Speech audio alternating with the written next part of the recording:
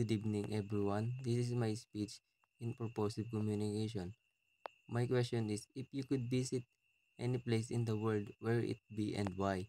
My answer is, I visit Japan because I would visit Kyoto, Japan to immerse myself in its rich history, explore on-site temple and garden, and experience the traditional culture. And I have reason why I want go to Japan.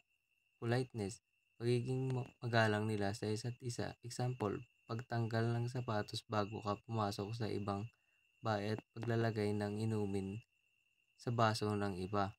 Safety, mababang crime rate at walang magnanakaw, at isa pa ay ligtas kang maglakad-lakad kapag gabi kahit mag-isa ka at kahit saan mo gusto pumunta.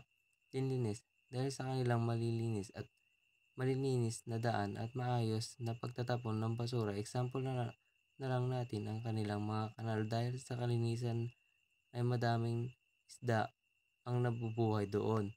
Punctuality, pagiging masunurin nila sa oras na ibinigay sa kanila. Example na lang sa kanilang trabaho o sa kanilang pagsakay ng bus or train. Foods, dahil sa pagkain nilang masarap ay dinadayo ang Japan. Example na lang natin dito ang ramen. Dahil sa ramen ay naging sikat ang Japan at dahil na din sa mga design ng mga kanilang mga pagkain.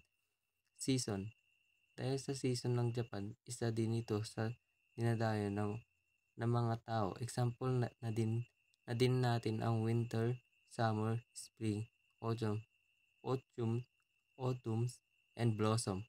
Products, ang mga kanilang products ay mura na at matibay pa.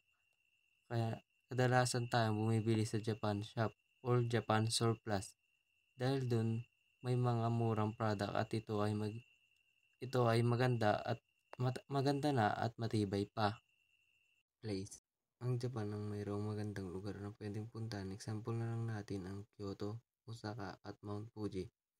Clothes, at dahil sa kanilang pananamit ay isa din ito sa dinarayo ng mga tao dahil na din sa magandang nitong design na nakaka-attract sa mga mata ng tao.